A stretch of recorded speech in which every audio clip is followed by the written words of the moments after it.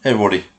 So if you remember a few years back when we had the first lockdown protests and the police were charging at the crowds and dispersing them and basically arresting people, and people were just stood around just chanting freedom while their friends were being arrested on the floor.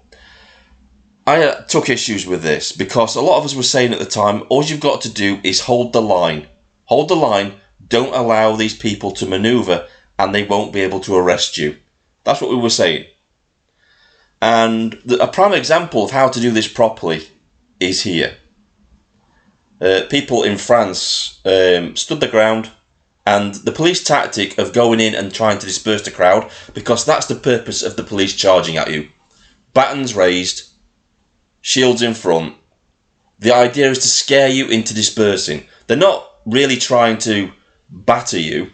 They want you to disperse so you split apart, and then they will batter you as you split apart. But watch this video here because it's very, very interesting.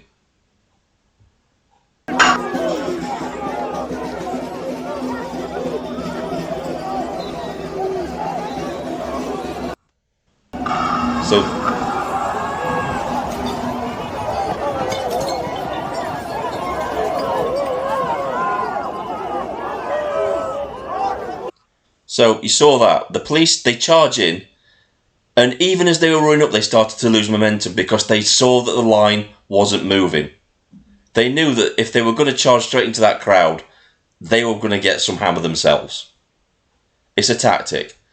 So if you're going to go and protest and the police are going to come on heavy-handed with you, that's what you do. Lock arms, get a good centre of gravity, and hold your line. And they'll back off. Let's watch that again. Watch how the momentum of the police slowly diminishes as they realise that the line isn't going to split apart and fracture because they're running at it.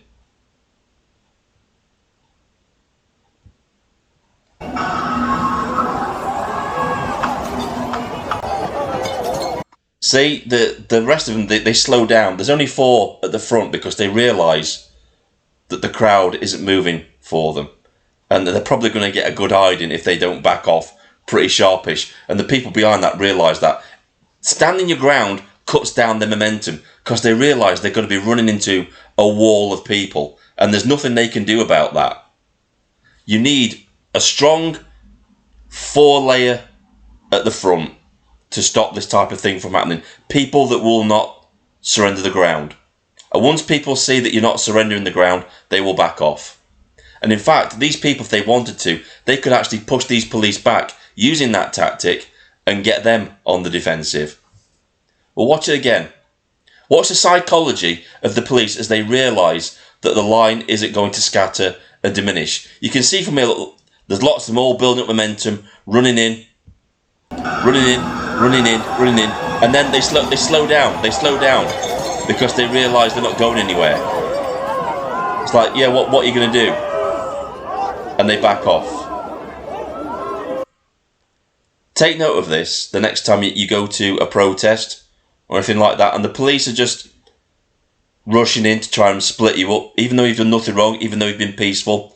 Hold the line and they'll do nothing. Most of the time, it's just a bluff to disperse the crowd. This is Vindicator, signing off.